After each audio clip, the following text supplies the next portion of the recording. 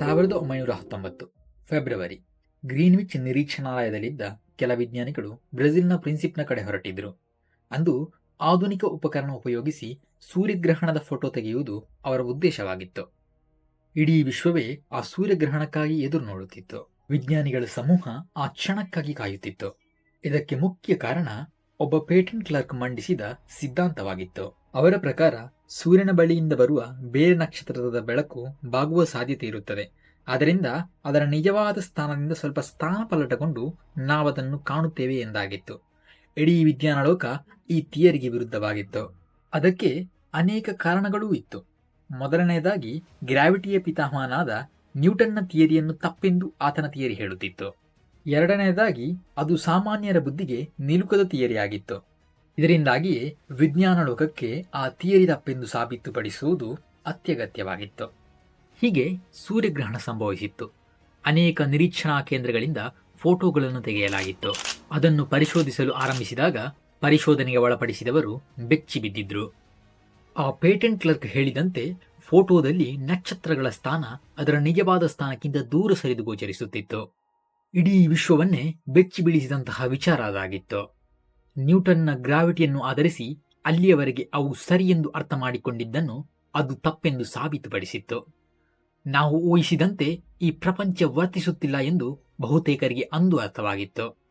ಆದರೆ ಆತ ಹೇಗೆ ಇದನ್ನು ಕಂಡುಹಿಡಿದ ಎಂಬ ಪ್ರಶ್ನೆ ಅನೇಕರಲ್ಲಿ ಮೂಡಿತ್ತು. ಆದರೂ ಕೂಡ ಆ ಪೇಟೆಂಟ್ ಕ್ಲರ್ಕೇ ಬೇಕಾಗಿತ್ತು, ಈ ವಿಶ್ವವು ಹೇಗೆ ಪ್ರವರ್ತಿಸುತ್ತಿದೆ ಎಂದು ನಮಗೆ ಅರ್ಥವಾಗಿಸಲು.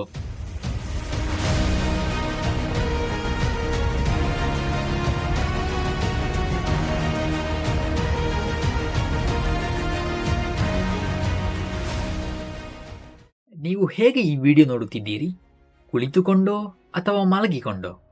ಹೇಗಾದರೂ ಈ ಭೂಮಿಯ ಗ್ರಾವಿಟಿಯ ಕಾರಣ ನೀವು ಗಾಳಿಯಲ್ಲಿ ಹಾರಿ ಹೋಗದಿರುವುದು ಅಲ್ಲವೇ? ಈ ಭೂಮಿಯು ಎಲ್ಲಾ ವಸ್ತುಗಳನ್ನು ಅದರ ಕೇಂದ್ರಕ್ಕೆ ಎಳೆಯುತ್ತಿದೆ. ಇದನ್ನೇ ನಾವು ಗುರುತು ಆಕರ್ಷಣೆ ಅಥವಾ ಗ್ರಾವಿಟಿ ಎಂದು ಕರೆಯುತ್ತೇವೆ. ಅದರಂತೆಯೇ ಸೂರ್ಯ ಸೌರಮಂಡಲದ ಎಲ್ಲಾ ಗ್ರಹವನ್ನು ತನ್ನಲ್ಲಿಗೆ ಆಕರ್ಷಿಸುತ್ತಿದೆ. ಅದರ ಫಲವಾಗಿಯೇ ಗ್ರಹಗಳು ಸೂರ್ಯನಿಗೆ ಸುತ್ತು ಹಾಕುತ್ತಿರುವುದು. ಆದರೆ ನಿಜವಾಗಿಯೂ ಇದು ಸರಿಯಾಗಿದೆಯೇ? ಈ ರೀತಿಯೇ ನಮ್ಮ ಪ್ರಪಂಚ ವರ್ಕ್ ಆಗುತ್ತಿದೆಯೇ? ಈ ರೀತಿಯೇ ಗ್ರಾವಿಟಿ ವರ್ಕ್ ಆಗುವುದು? ಇಲ್ಲ, ಅದಕ್ಕೆ ಗ್ರಾವಿಟಿ ಎಂಬುದು ಇದೆಯೇ? ಐನ್ಸ್ಟೀನರ ಜನರಲ್ ಥಿಯರಿ ಆಫ್ ರಿಲೇಟಿವಿಟಿಯ ಪ್ರಕಾರ ಗ್ರಾವಿಟಿ ಎಂಬುದು ಒಂದು ಫೋರ್ಸ್ ಅಲ್ಲ. ಮತ್ತೊಂದು ರೀತಿಯಲ್ಲಿ ಹೇಳುವುದಾದರೆ ಗ್ರಾವಿಟಿ ಎಂಬುದು ನಮ್ಮ ಪ್ರಪಂಚದಲ್ಲೇ ಇಲ್ಲ. ಹಾಗಾದರೆ ನಾವು ಈಗಲೂ ಭೂಮಿಯ ಮೇಲೆ ನಿಂತಿರುವುದಾದರೂ ಯಾಕೆ? ಹಾಗಾದರೆ ನಿಜವಾಗಿಯೂ ಏನು ಈ ಐನ್ಸ್ಟೀನರ ಥಿಯರಿ ಆಫ್ ರಿಲೇಟಿವಿಟಿ?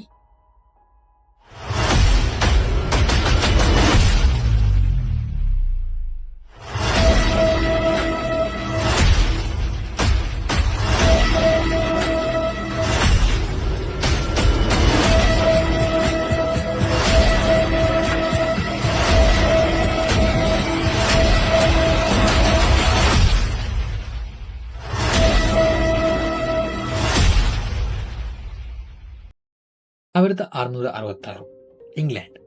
ಒಂದು ಆಪಲ್ನ ಮರದ ಕೆಳಗೆ ಅವರು ಕುಳಿತಿದ್ರು. ಆವಾಗಲೇ ಒಂದು ಆಪಲ್ ಅವರ ಹತ್ತಿರ ಬಂದು ಬಿದ್ದಿತ್ತು. ಸಾಧಾರಣವಾಗಿ ಎಲ್ಲರ ರೀತಿ ಆ ಆಪಲ್ ಅನ್ನು ತಿನ್ನಲು ಅವರು ಮುಂದಾಗಲಿಲ್ಲ. ಆದರೆ ಮತ್ತೊಂದು ವಿಚಾರ ಆ ಸಮಯದಲ್ಲಿ ಅವರ ಮನಸ್ಸಿಗೆ ಬಂದಿತ್ತು. ಯಾಕಾಗಿ ಈ ಆಪಲ್ ಕೆಳಗೆ ಬಿದ್ದದ್ದು? ಯಾಕಾಗಿ ಎಲ್ಲಾ ವಸ್ತುಗಳು ಮೇಲಿನಿಂದ ಕೆಳಕ್ಕೆ ಬಿಡುವುದು? 20 ವರ್ಷ ನಂತರದ ನಿರಂತರ 20 ವರ್ಷಗಳ ಕಾಲದ ಸಂಶೋಧನೆ ಪ್ರಯೋಗಗಳ ಫಲವಾಗಿ ಅವರಿಗೆ ಆ ಉತ್ತರ ಲಭ್ಯವಾಗಿತ್ತು. ಗ್ರಾವಿಟಿ ಎಂಬುದು ಪ್ರಪಂಚದ ಮಾಸ್ ಇರುವ ಎಲ್ಲಾ ವಸ್ತುಗಳನ್ನು ಪರಸ್ಪರ ಆಕರ್ಷಿಸುತ್ತಿದೆ. ಭೂಮಿಯ ಮೇಲಿರುವ ಎಲ್ಲಾ ವಸ್ತುಗಳನ್ನು ಭೂಮಿಯು ಅದರ ಕೇಂದ್ರಕ್ಕೆ ಆಕರ್ಷಿಸುತ್ತಿದೆ. ಇದೇ ಆಕರ್ಷಣೆಯಿಂದಾಗಿ ಚಂದ್ರ ಭೂಮಿಯನ್ನು ಸುತ್ತುವುದು, ಭೂಮಿ ಸೂರ್ಯನನ್ನು ಸುತ್ತುವುದು. ಈ ಗ್ರಾವಿಟಿ ಎಫೆಕ್ಟ್ ಅನ್ನು ಪ್ರೂವ್ ಮಾಡಲು ಅವರು ಗಣಿತೀಯ ಈಕ್ವೇಷನ್ಗಳನ್ನು ಕಂಡುಹಿಡಿದಿದ್ರು. ಈ ಈಕ್ವೇಷನ್ಗಳನ್ನು ಉಪಯೋಗಿಸಿ ಇಂದಿಗೂ ಅನೇಕ ಕಾರ್ಯಗಳನ್ನು ಅಕ್ಯುರೇಟ್ ಆಗಿ ಲೆಕ್ಕ ಹಾಕಬಹುದು. ನೇರವಾಗಿ ಹೇಳುವುದಾದರೆ ಸೈಂಟಿಸ್ಟ್ಗಳಿಗೆ ಚಂದ್ರನ ಬಳಿ ತಲುಪಲು ಆತನ ಈ ಈಕ್ವೇಷನ್ಗಳು ಮಾತ್ರ ಸಾಲುತ್ತದೆ. ಅಷ್ಟು ಅಕ್ಯುರಸಿ ಅದಕ್ಕಿದೆ. ಇದೇ ಕಾರಣಕ್ಕೆ ಗ್ರಾವಿಟಿಯ ಪಿತಾಮಹನಾಗಿ ಆತ ಬದಲಾಗಿದ್ದು. ಆದರೆ ನ್ಯೂಟನ್ನ ಈ ಗ್ರಾವಿಟಿಯಲ್ಲಿ ಕೆಲ ಸಣ್ಣ ತೊಂದರೆಗಳಿದ್ದವು. ಗ್ರಾವಿಟಿ ಎಂಬ ಎಫೆಕ್ಟ್ನ ಫಲಗಳು, ಅವುಗಳನ್ನು ಹೇಗೆ ಲೆಕ್ಕ ಹಾಕಬಹುದೆಂದು ನ್ಯೂಟನ್ ಕಂಡುಹಿಡಿದಿದ್ದರು. ಆದರೆ ಗ್ರಾವಿಟಿ ಹೇಗೆ ವರ್ಕ್ ಆಗುತ್ತದೆ ಎಂಬುದಕ್ಕೆ ನ್ಯೂಟನ್ನಲ್ಲಿ ಉತ್ತರವಿರಲಿಲ್ಲ.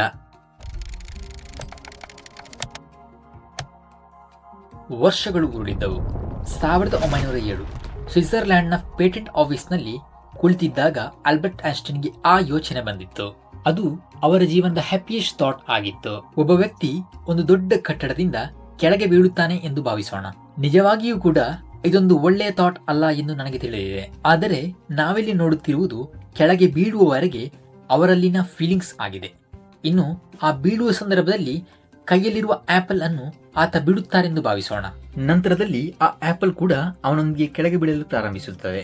ಆದರೆ ಇಲ್ಲೊಂದು ತೊಂದರೆ ಇದೆ. ಅದೆಂದರೆ ಕಟ್ಟಡದಿಂದ ಜಿಗಿದ ಮೇಲೆ ಅವರು ಕೆಳಗೆ ಬೀಳುವ ಮುಂಚಿತವಾಗಿ ಯಾವುದೇ ಎಕ್ಸ್ಟರ್ನಲ್ ಫೋರ್ಸ್ ಅನ್ನು ಅನುಭವಿಸುವುದಿಲ್ಲ. ಅದೆಂದರೆ ಆ ಸಮಯದಲ್ಲಿ ಆ ಎರಡೂ ಆಬ್ಜೆಕ್ಟ್ ಗಳಿಗೆ ಗ್ರಾವಿಟಿ ಎಂಬ ಫೋರ್ಸ್ ನ ಎಕ್ಸ್ಪೀರಿಯನ್ಸ್ ಆಗುವುದಿಲ್ಲ. ಅವುಗಳು ಒಂದೇ ರೀತಿಯಾಗಿ ವೆಯ್ಟ್ಲೆಸ್ ಆಗಿರುತ್ತದೆ. ಈ ಸಂದರ್ಭವನ್ನು ನಿಮ್ಮಲ್ಲಿ ಕೆಲವರಿಗೆ ರಿಲೇಟ್ ಮಾಡಲು ಕಷ್ಟವಾಗಬಹುದು. ಕಾರಣವೇನೆಂದ್ರೆ ನಾವು ಯಾರೂ ಕೂಡ ಈ ರೀತಿ ದೊಡ್ಡ ಕಟ್ಟಡದಿಂದ ಬಿದ್ದಿಲ್ಲ. ಅದೇ ಕಾರಣಕ್ಕೆ ಆ ಅನುಭವ ನಮಗೆ ಆಗಿಲ್ಲ. ಆದ್ದರಿಂದ ಸುಲಭವಾದ ಮತ್ತೊಂದು ಉದಾಹರಣೆಯನ್ನು ತೆಗೆದುಕೊಳ್ಳೋಣ. ನೀವೆಲ್ಲರೂ ಒಂದು ಬಾರಿಯಾದರೂ ಜೈಂಟ್ ವೀಲ್ನಲ್ಲಿ ಕುಳಿತಿರಬಹುದು. ಅದರಲ್ಲಿ ಕುಳಿತು ಮೇಲಿನಿಂದ ಕೆಳಕ್ಕೆ ಬರುವಾಗ ನೀವು ಯಾವ ಫೀಲ್ ಅನ್ನು ಅನುಭವಿಸುತ್ತೀರಿ? ಸಣ್ಣದೊಂದು ಭಾರವಿಲ್ಲದಂತಹ ಫೀಲ್ ಅನ್ನು ನೀವು ಅನುಭವಿಸುತ್ತಿರಬಹುದು ಅಲ್ಲವೇ? ಯಾಕಾಗಿರಬಹುದು ಅದು? ಗ್ರಾವಿಟಿಯ ಅದೇ ದಿಕ್ಕಿನಲ್ಲಿ ನಾವು ಚಲಿಸುವಾಗ ಆ ಫೋರ್ಸ್ ಅನ್ನು ನಾವು ಅನುಭವಿಸಬೇಕಲ್ಲವೇ? ಫೋರ್ಸ್ ಅಂದ ಮೇಲೆ ಅದು ನಮ್ಮನ್ನು ಎಳೆಯಬೇಕು. ಆದರೆ ಇಲ್ಲಿ ನಾವು ಆ ತರನಾದ ಯಾವುದೇ ಫೋರ್ಸ್ ಅನ್ನು ಅನುಭವಿಸುವುದಿಲ್ಲ. ಇದಕ್ಕೆ ಕಾರಣವೇನಾಗಿರಬಹುದು?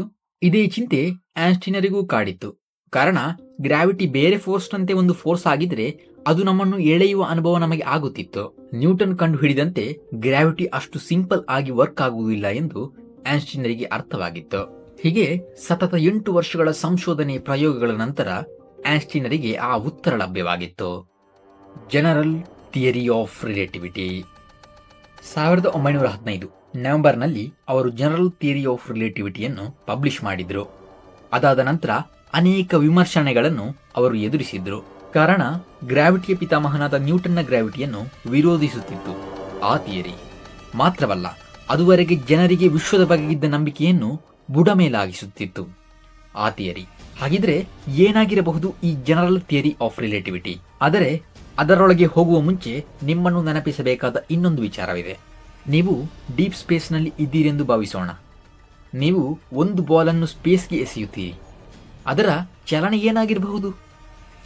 ಅದೇ ಬೇರೊಂದು ಎಕ್ಸ್ಟರ್ನಲ್ ಫೋರ್ಸ್ ಬರುವವರೆಗೆ ಬಾಲ್ ಸಂಚಾರದಲ್ಲಿ ಯಾವುದೇ ವ್ಯತ್ಯಾಸ ಉಂಟಾಗುವುದಿಲ್ಲ. ಅದು ಸ್ಪೇಸ್ನಲ್ಲಿ ಸ್ಟ್ರೈಟ್ ಲೈನ್ನಲ್ಲಿ ಚಲಿಸುತ್ತಲೇ ಇರುತ್ತದೆ. ನ್ಯೂಟನ್ನ 1ನೇ ನಿಯಮವೂ ಕೂಡ ಇದೇ ಆಗಿದೆ ಅಲ್ವೇ? ಆದ್ದರಿಂದ ಈ ವಿಷಯವನ್ನು ನಮಗೆ ನ್ಯೂಟನ್ನಿಂದಲೇ ಪ್ರಾರಂಭಿಸೋಣ. ನ್ಯೂಟನ್ನ ಥಿಯರಿಯ ಪ್ರಕಾರ ಸ್ಪೇಸ್ ಎಂಬುದು ಒಂದು ಫ್ಲಾಟ್ ಸರ್ಫೇಸ್ ಆಗಿದೆ. ಅದೆಂದರೆ ಅಲ್ಲಿ ಸಮಯ ಎಂಬುದು ಎಲ್ಲಾ ಕಡೆ ಒಂದೇ ರೀತಿಯಲ್ಲಿ ವರ್ತಿಸುವ ಒಂದು ವಿಷಯವಾಗಿದೆ.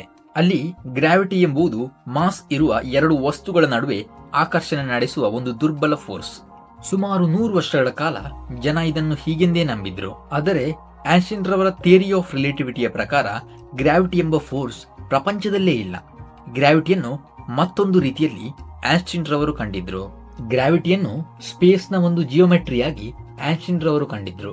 ಅದೆಂದರೆ ಸ್ಪೇಸ್ ಮತ್ತು ಟೈಮ್ ಸೇರಿ 4 ಡೈಮೆನ್ಷನ್ ಲೋಕದಲ್ಲಿ ನಾವು ಜೀವಿಸುತ್ತಿದ್ದೇವೆ. ನೀವು ಕನ್ಫ್ಯೂಸ್ ಆಗಬೇಡಿ. ಇದನ್ನು ಅರ್ಥೈಸಲು ನಾವು ವಿಜುವಲೈಸ್ ಮಾಡಿ ನೋಡೋಣ. ಸ್ಪೇಸ್ ಟೈಮ್ ಎಂಬುದು ಬಹುತೇಕ ಈ ರೀತಿಯ ಜಿಯೋಮೆಟ್ರಿ ಎಂದು ಭಾವಿಸೋಣ. ಹೀಗೆಯೇ ಸ್ಪೇಸ್ ಟೈಮ್ ಇರುತ್ತದೆ ಎಂದು ನಮಗೆ ಎಂದಿಗೂ ಹೇಳಲು ಸಾಧ್ಯವಿಲ್ಲ. ಕಾರಣ ನಮಗೆ ಎಂದಿಗೂ ಸ್ಪೇಸ್ ಟೈಮ್ ಅನ್ನು ಕಾಣಲು ಸಾಧ್ಯವಾಗುವುದಿಲ್ಲ. ಹಾಗಾದ್ರೆ ಇದರಲ್ಲಿ ಮಾಸ್ ಇರುವ ಒಂದು ವಸ್ತುವನ್ನು ನಾವು ಇಡುತ್ತೇವೆ ಎಂದು ಭಾವಿಸೋಣ. ಆಗ ಈ ಜಿಯೋಮೆಟ್ರಿಗೆ ಏನಾಗಬಹುದು? ಇದನ್ನು ನಾವು ಸಣ್ಣ ಉದಾಹರಣೆ ಮೂಲಕ ನೋಡೋಣ. ನೀವು ಒಂದು ಸೋಫಾದ ಮೇಲೆ ಕುಳಿತುಕೊಳ್ಳುತ್ತೀರಿ ಎಂದು ಭಾವಿಸೋಣ.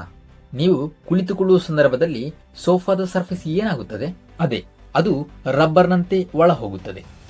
ಇದೇ ಒಂದು ರೀತಿಯಲ್ಲಿ ಸ್ಪೇಸ್ ಟೈಮ್ ಕೂಡ ಜಗ್ಗುತ್ತದೆ. ಆದರೆ ಸ್ಪೇಸ್ ಟೈಮ್ ಜಗ್ಗುವುದರಲ್ಲಿ ಸ್ವಲ್ಪ ವ್ಯತ್ಯಾಸವಿದೆ. ಇಲ್ಲಿ ಸೋಫಾ ಒಂದು ಆಕ್ಸೆಸ್ ನಲ್ಲಿ ಮಾತ್ರ ಜಗ್ಗಿದ್ರೆ ಸ್ಪೇಸ್ ಟೈಮ್ 3 ಆಕ್ಸೆಸ್ ನಲ್ಲಿ ಜಗ್ಗುತ್ತದೆ. ಬಹುತೇಕ ಇದೇ ರೀತಿ.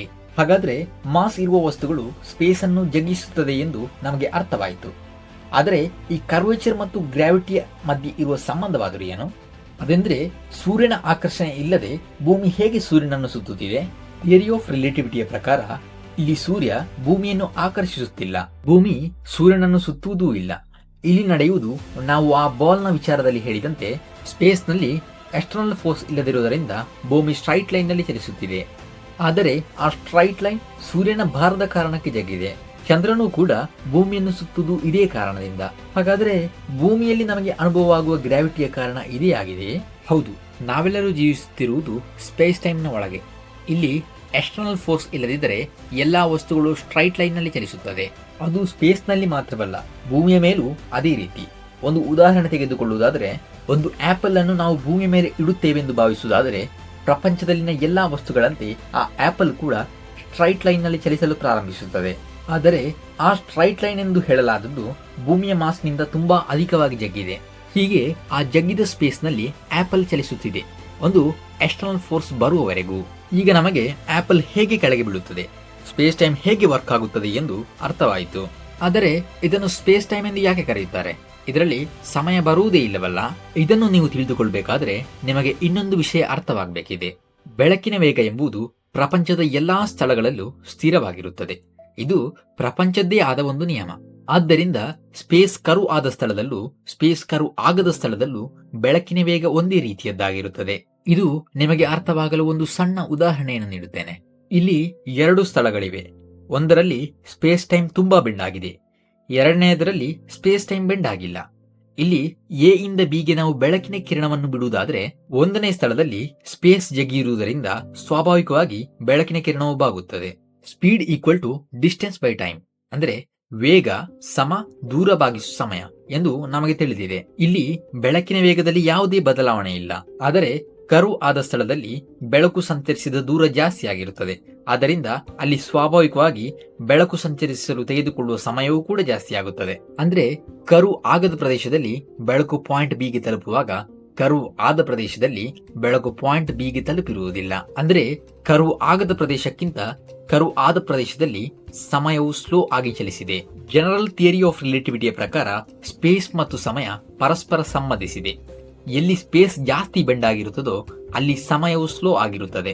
ಇದನ್ನು ಮೊದಲಿಗೆ ಕೇಳುವಾಗ ಸ್ವಲ್ಪ ವಿಚಿತ್ರವಾಗಿ ಭಾಸವಾದರೂ ಕೂಡ ನಮ್ಮ ನಿತ್ಯ ಜೀವನದಲ್ಲಿ ಇದರ ಅನೇಕ ಉದಾಹರಣೆಗಳಿವೆ. ನಿಮ್ಮ ಫೋನ್ನಲ್ಲಿರುವ GPS, ಹೌದು, GPS ಸ್ಯಾಟಲೈಟ್ಗಳು ಭೂಮಿಯ ಮೇಲ್ಮೈಯಿಂದ ಸುಮಾರು 20,000 ಕಿಲೋಮೀಟರ್ ಎತ್ತರದಲ್ಲಿ ಭೂಮಿಯನ್ನು ಸುತ್ತು ಹಾಕುತ್ತದೆ. ಆದ್ದರಿಂದ ಅಲ್ಲಿನ ಸ್ಪೇಸ್ ಟೈಮ್ ಕರ್ವೇಚರ್ ಅನ್ನು ಭೂಮಿಗೆ ಹೋಲಿಸಿದ್ರೆ ಅದು 4ನೇ 1 ಭಾಗವಾಗಿದೆ. ಅಂದ ಹಾಗೆ ಆವಾಗಲೇ ಹೇಳಿದ ಹಾಗೆ ಸ್ಪೇಸ್ ಎಲ್ಲಿ ಬೆಂಡ್ ಆಗಿದೆಯೋ ಅಲ್ಲಿ ಸಮಯವು ಸ್ಲೋ ಆಗಿರುತ್ತದೆ.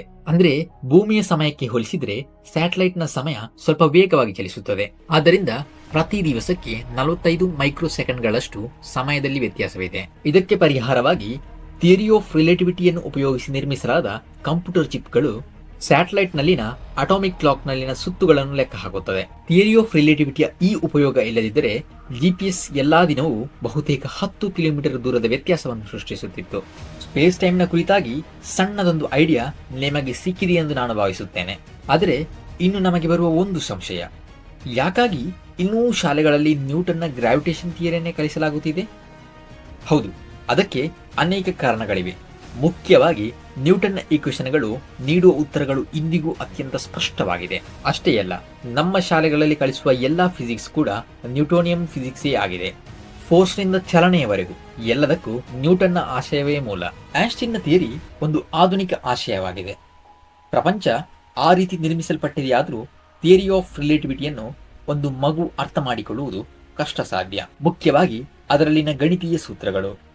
ಆದ್ದರಿಂದಲೇ ಶಾಲಾ ಪಠ್ಯಕ್ರಮವನ್ನು ಸುಲಭವಾಗಿಸಲು ಗ್ರಾವಿಟಿ ಒಂದು ಫೋರ್ಸ್ ಎಂದು ನಮಗೆ ಕಲಿಸುತ್ತಿರುವುದು. ಈ ವಿಡಿಯೋದಲ್ಲಿ ಥಿಯರಿ ಆಫ್ ರಿಲೇಟಿವಿಟಿಯ ಎಲ್ಲಾ ಭಾಗವನ್ನು ನಾವು ಕವರ್ ಮಾಡಿಲ್ಲ. ಅದಕ್ಕೆ ಕಾರಣ ಒಂದು ವಿಡಿಯೋದಲ್ಲಿ ಹೇಳಿ ಮುಗಿಸುವ ವಿಷಯವೂ ಕೂಡ ಅದಲ್ಲ.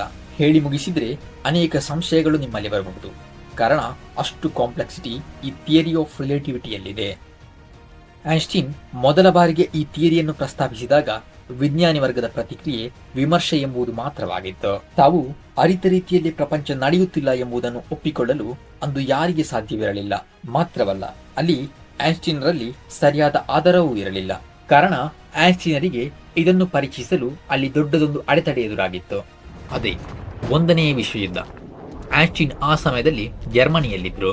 ಆದರೆ ಅವರ ವರ್ಕ್ಗಳು ಬ್ರಿಟಿಷ್ ವಿಜ್ಞಾನಿ ಆರ್ಥರ್ ಎಡ್ಡಿಂಗ್ಟನ್ನ ಕೈಗೆ ತಲುಪಿತ್ತು. ಯುದ್ಧದ ಸಮಯವಾದರೂ ಕೂಡ ವಿಜ್ಞಾನಿಯಾದ ಫ್ರಾಂಕ್ ಡೈಸನ್ನೊಂದಿಗೆ ಎಡ್ಡಿಂಗ್ಟನ್ ಐನ್ಸ್ಟೀನ್ರ ಥಿಯರಿಯ ಪರೀಕ್ಷೆಗೆ ಮುಂದಾದ. ಆದರೆ ಹೇಗೆ ಇದನ್ನು ಪರೀಕ್ಷಿಸುವುದು? ಮಾಸ್ ಇರುವ ವಸ್ತುಗಳು ಸ್ಪೇಸ್ ಅನ್ನು ಭಾಗಿಸುತ್ತದೆ. ಆ ಭಾಗದಲ್ಲಿ ಬೆಳಕು ಹಾದು ಹೋಗುವುದಾದರೆ ಬೆಳಕು ಕೂಡ ಅಲ್ಲಿ ಬಾಗುತ್ತದೆ. ಅಂದರೆ ದೊಡ್ಡ ಮಾಸ್ ಇರುವ ನಕ್ಷತ್ರದ ಹತ್ತಿರದಿಂದ ಬರುವ ಬೇರೆ ನಕ್ಷತ್ರದ ಬೆಳಕು ಕೂಡ ಬಾಗುತ್ತದೆ. ಸೂರ್ಯ ನಮ್ಮ ಹತ್ತಿರ ಇರುವ ದೊಡ್ಡ ಮಾಸ್ ಇರುವ ನಕ್ಷತ್ರ. ಆದರೆ ಸೂರ್ಯನ ಹಿಂದಿರುವ ಬೇರೆ ನಕ್ಷತ್ರದ ಬೆಳಕು ಬಾಗುತ್ತಿದೆಯೇ ಎಂದು ಕಂಡುಹಿಡಿಯಬೇಕು. ಆದರೆ ಅದನ್ನು ಹೇಗೆ ಕಂಡುಹಿಡಿಯುವುದು? ಅಂದರೆ ಸೂರ್ಯನ ಅತಿಯಾದ ಪ್ರಕಾಶದಿಂದ ಹತ್ತಿರದಲ್ಲಿನ ಬೇರೆ ನಕ್ಷತ್ರದ ಬೆಳಕು ನಮಗೆ ಕಾಣಿಸುವುದಿಲ್ಲ. ಒಂದು ಸಮಯವನ್ನು ಬಿಟ್ಟು ಸೂರ್ಯಗ್ರಹಣ 1919ರಲ್ಲಿ ನಡೆದಿದ್ದು ಕೂಡ ಇದೆ.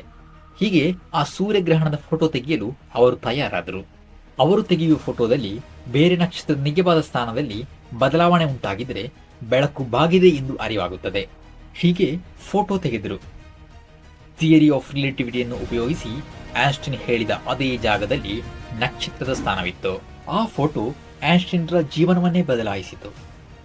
ಅಲ್ಲ, ಮಾನವ ರಾಶಿಗೆ ಈ ಪ್ರಪಂಚದ ಬಗೆಗಿದ್ದ ನಂಬಿಕೆಯನ್ನು ಐನ್ಸ್ಟೀನ್ ಬದಲಾಯಿಸಿದ್ರು.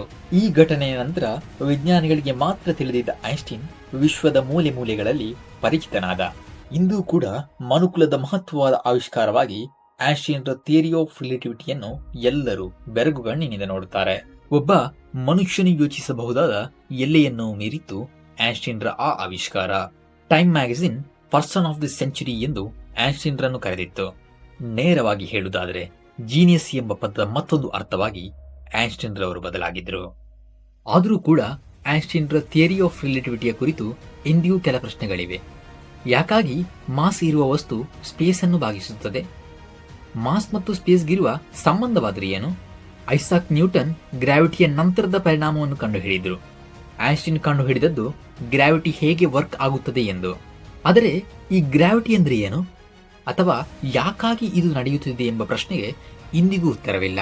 ಏನಾದರೂ ನಾವು ಕಾದು ಕುಳಿತುಕೊಳ್ಳುವ, ಇದಕ್ಕೆಲ್ಲ ಉತ್ತರ ಕಂಡುಹಿಡಿಯುವ ಮತ್ತೊಬ್ಬ ಐನ್ಸ್ಟೀನ್ಗಾಗಿ.